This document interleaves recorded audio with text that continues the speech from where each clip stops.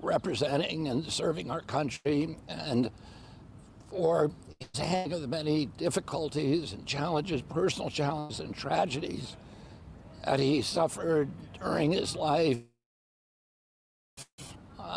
So much admirable conduct and the empathy that he derived from those experiences, that he was always proficient at showing to the rest of us. I want to add that a little over a year ago, when I entered this race, I predicted that President Biden suffered from a degenerative condition that was not going to improve, and that it would make it impossible for him to govern effectively.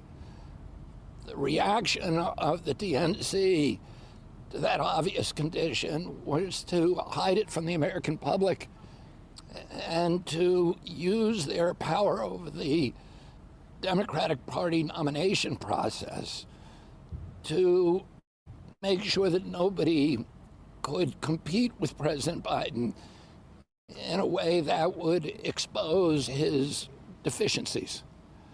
And as a result, we are where we are today, which is in a period of crisis. And we have two crises, and they both derive from the same condition. And that condition is the emergence of the domination of corporate power over American democracy that accelerated beginning in 2010 with the Citizens United case that unleashed a tsunami of corporate money into the American political process. And both parties are now captured by that corporate money. And they've lost any kind of authentic connection to the American people or to the populist goals of the republic and of democracy. On the Republican side, President Biden promised the last time around that he was going to drain the swamp. But instead, he came in and he appointed a pharmaceutical lobbyist and CEO to run HHS, Verizon lobbyist to run the FCC, a Goldman Sachs CEO to run the Treasury Department, an oil lobbyist to run the Interior Department, a coal lobbyist to run the Environmental Protection Agency, and so on. And only today, President Trump has announced that in his new administration, should he win this election, that Jamie Dimon will be his choice as Commerce Secretary, and that Larry Fink, the director of BlackRock, will run the Treasury Department. This is the swamp. These are swamp creatures. And his pick as vice president is a salute to the CIA and to the intelligence community and to the military-industrial complex. Their gravy train is going to continue. And President Trump has a connection to the American people, a populist connection, but in many ways it's the same fraudulent connection that we saw with the DNC over the past year, stealing the real purpose of their objectives, which was to give us a president that represents corporate interests rather than the interests of the American public. We've seen two presidents who aren't really addressing any of the issues that are critical to our country. We have, if you look at President Biden and President Trump, you can look at them and say these are very different people. Their dispositions are different, their personalities are different, their expressed ideologies are very, very different. Their approach to politics could not be more distinct. But if you actually look at the policies over which they differ, over the landscapes in which they're staging this election, it's a very narrow Overton window of guns, of culture war issues, of abortion, of trans rights, etc. And the big existential issues that are actually facing our country are never addressed. The biggest of these, perhaps, is the national debt, This is now $34 trillion.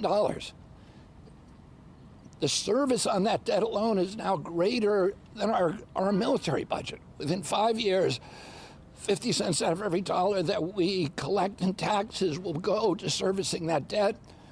Within 10 years, 100%. This is not sustainable. President Biden, President Trump offer no solutions. President Biden, on his webpage, has no policy issues addressing this or any other policy.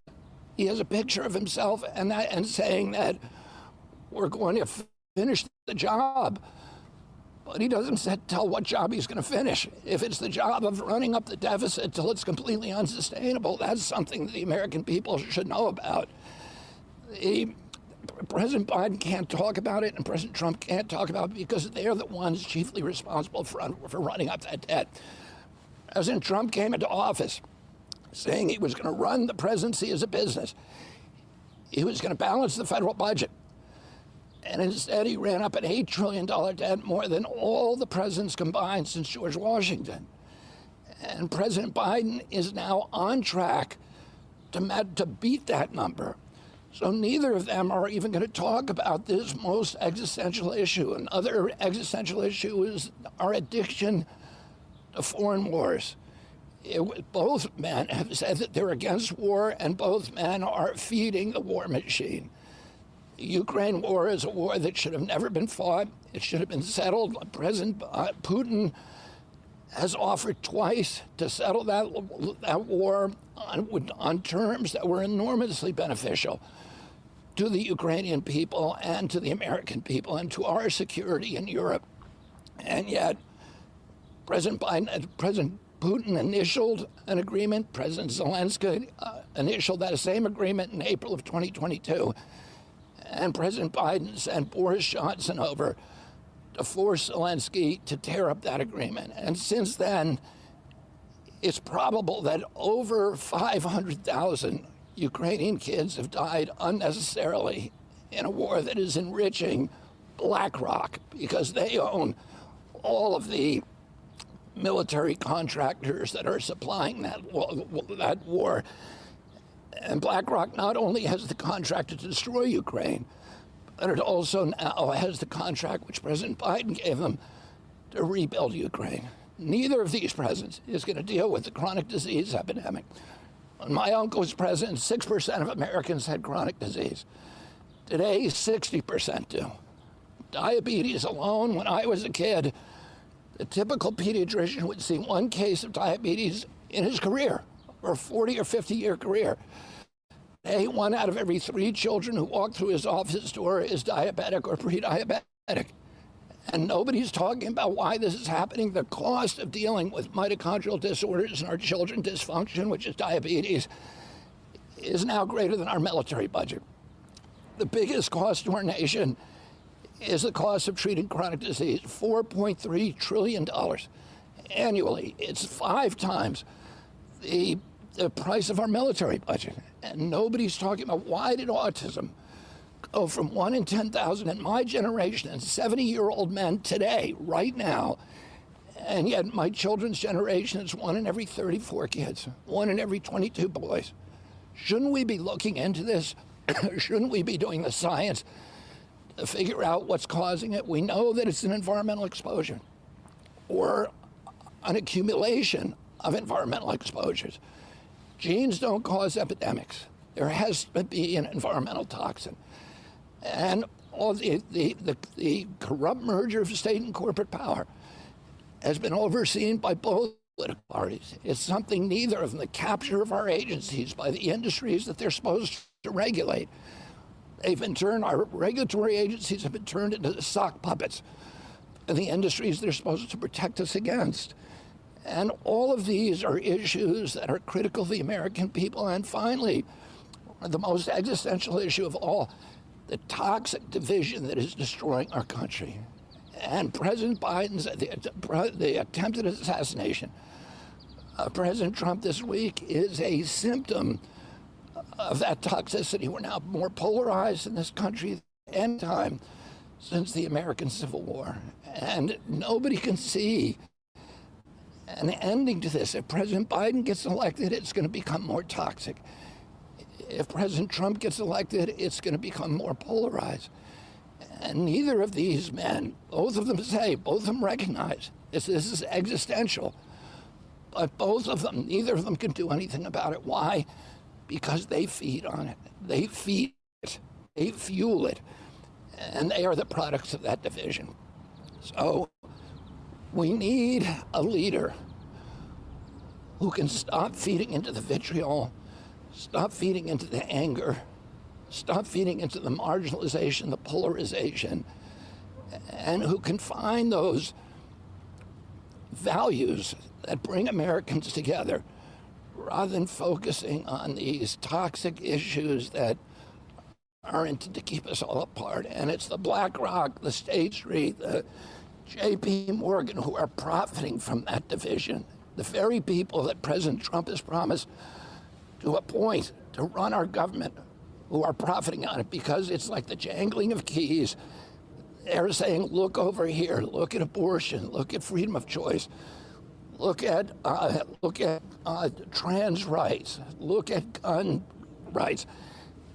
And while we're all staring at each other's throats on those issues, on the jangly keys, they're robbing the bank over here.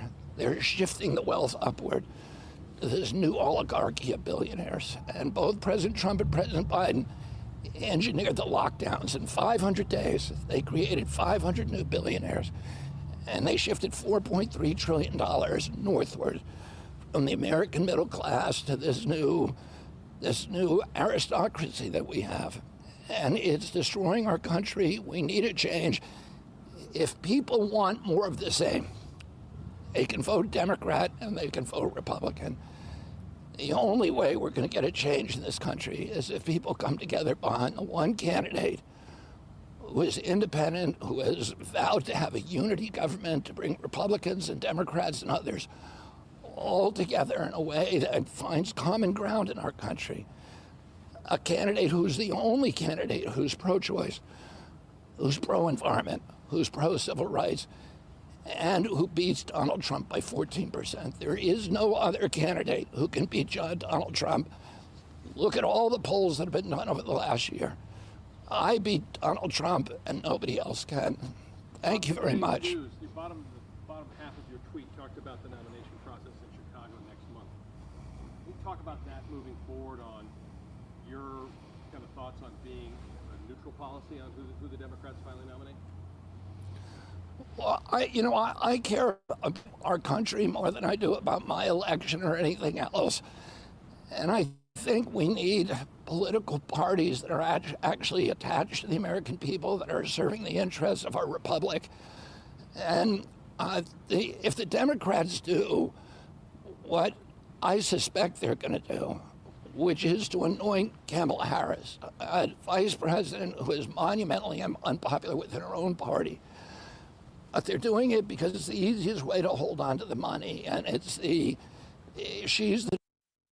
I think if they don't open up the process, that it really is going to discredit this party that I would remember all of my years. I can break the back of that part to create the illusion of a democracy, but in fact, it's a cabal. It's choosing the same way the Soviet Union did. Russia has elections. Vladimir Putin wins with 88% of the vote because he controls who can be his opponents. And he controls the media. And the same is true now of our political parties in this country. Would you open up to the possibility of taking part if there was an open convention? You called for that. Is that something you would consider taking part? I would certainly listen to the party elders if they came to me. I would discuss something with them. I'm the only presidential candidate who can beat Donald Trump. And if I were them, I would do that. And I would certainly listen to their proposals. Will you actively seek out that nomination? You're saying if they come to you, but I am very content running where I am, and I believe I can win this election. I believe at this point it's a two-man race or two-person race. Let me put it that way.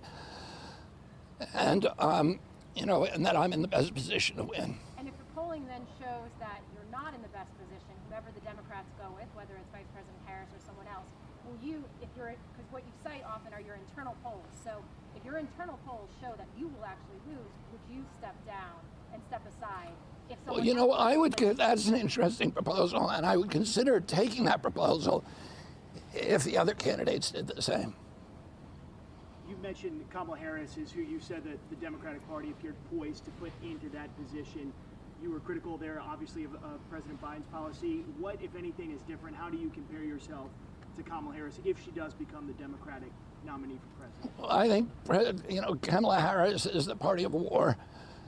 She's a war hawk. The Democratic Party was always the peace party. Kamala Harris is a war hawk on Ukraine. She's a war hawk on China. I think that we should be figuring out ways to coexist with the rest of the world as best we can. Of course, we need to protect our national security. I think she's not going to do anything about the national deficit. I've never heard her speak about the chronic disease epidemic, I think she's a product of the corporate control of our democracy. And she's one of the authors of, in terms of civil rights, she has one of the worst civil rights record of any public official. She's the author of one of the primary authors of the school to prison pipeline. She kept 5,000 people, despite a Supreme Court order that she released 5,000 prisoners of nonviolent drug crimes who were illegally in California jails. She kept them in there saying that we needed them for firefighting and for other public work services. And that's just a modern version of indentured servitude, a modern version of slavery. She was one of the two leading public officials in California, which now has the worst education system, 49th in education outcomes in the country. 50% of the homeless people in our country are in California, and she was behind those policies. I don't think she has a good, I don't think, in terms of the traditional democratic principles, I don't think she has a credible record. In all the turmoil in the past week, do you ever have gone through your mind you regret leaving the Democratic Party? Because with this turmoil, that might have left you as a front runner as you speak today. Well, I wouldn't be the front runner because by the time I left the Democratic Party, it was really clear that, and this is the only reason I left, that the rules have been rigged to prevent me from winning. So I would be in the same position as Dean Phillips is today, or Marianne Williamson. I wouldn't, which is, sidelined. And the only way that I avoided getting sidelined was to leave the party, which neither of them were able to do. I go to a lot of your events, and I've heard your stump speech, and a lot of today was your stump speech, but you're still focusing a lot on President Biden. He is out of the race. In fact, at one point you even said, you were highly critical of President Biden, said if President Biden, were to win, if Donald Trump were to win, but he's announced for hours now that he's out. Were you just confused, or have you moved on from it? It stood out. I was making a point about there being very, very little difference between the two parties, and the current iteration of President Biden's policies is Kamala Harris, who has never voiced any differentiation, any distinction between herself and President Biden. I'm not going to, I just made some criticism of her own policies, but I don't know what her national policy, there literally is no policy on their website. So we don't know what she stands for. My assumption is, according to her, that she stands for all the things that President Biden stood for. Bob, does today's news affect your campaign moving forward? Well, I think everything affects my campaign. I can't tell you how, and I try not to make predictions because I try not to do spin. But I think, as any of you can see, that's a very, very dynamic situation now. It's unprecedented in American history. In fact, the closest thing to this, when I look back on American history, is the 1968 primaries where my father participated and was killed. And ironically, these, the convention, the Democratic convention this year is being held once again in Chicago. And in 1968, the Democratic Party tried to fix that convention with Mayor Daley basically anointing Hubert Humphrey, who was the DNC's choice, and there was chaos that erupted, and it destroyed the Democratic Party for a decade. So I think we have a lot to learn from that history. As I think Mark Twain said, that history doesn't repeat itself, but it rhymes, and it's really rhyming right now. Mr. Kennedy, you said you are the candidate to beat Donald Trump. You mentioned that multiple times. Yet, I think for the debate in June, you failed to qualify for that. What is it that you see that makes you confident that you can not only beat Donald Trump, but also whoever the candidate will be in the Democratic Party? I would point out to you that I qualified for the debate better than any other candidate. Clearly, we all see today that President Biden is not going to be on any ballot. I was on the ballot, and I have enough signatures to be on the ballot today in 29 states. I exceeded the polling thresholds that CNN established. I had 6 polls where I was from their named polling groups, where I was over 15%, and they arbitrarily excluded them. So I believe that I will continue to qualify for the next debate, and hopefully they'll put me on the stage this time. Let's go. If you don't make the debate the next time, will you take that as a sign? No, I'm not gonna. That would be the opposite of a sign. That would be the networks colluding with the parties to keep me off the stage, which they did the last time. So I'm not going to cave into that just because, your networks are saying, are fencing me out, which they are. You will not see me on ABC, CBS, NBC, or CNN doing a live interview. They won't let me on. They're colluding with the Democratic Party to keep me out of the limelight. If you remember when Ross Perot ran, he was on CNN every night. That's why he got so popular. I have greater popularity than Ross Perot without ever getting on the network. Only one time have I been allowed on the network in a live interview, and that's with Aaron Burnett, and they never did it again. And we asked them, Stephanie Spears right here, my press secretary, who's on the phone every day with the bookers from every one of those, and they just say, no, we're not going to let him on. So there's a monolithic wall. The television networks that are owned by the public, those airwaves, are licensed to use them, but those airwaves are owned by the American public. We used to have an equal time rule. We used to have a fairness doctrine that would make those networks put me on. But today we don't. Those laws have been gutted, and they're able to just to make common cause with the Democratic Party to make sure the American public does not see a live interview with me. Thanks, Bob.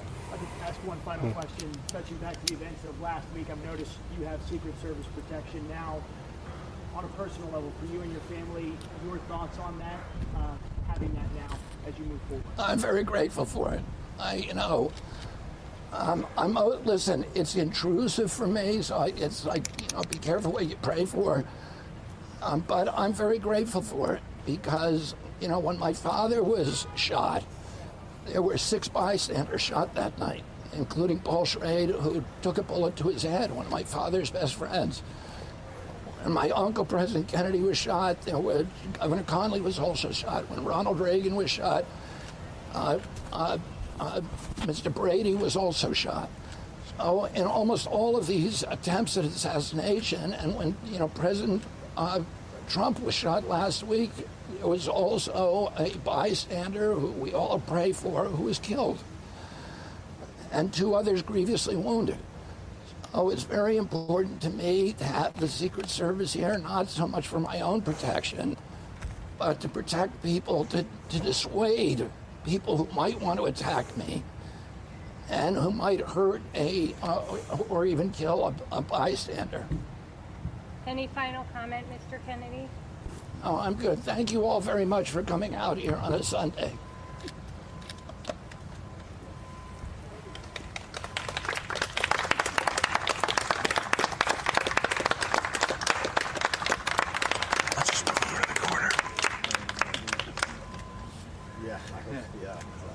We'll just go in the corner.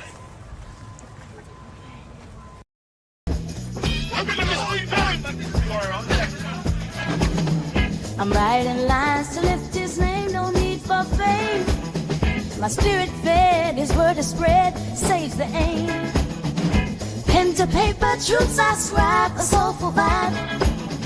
To glorify the Most High, let's amplify. I am spreading the faith I hold so dear. For every tear he's ever near.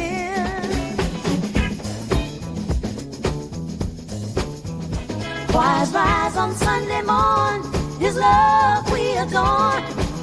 Each melody a testimony, hearts reborn. In every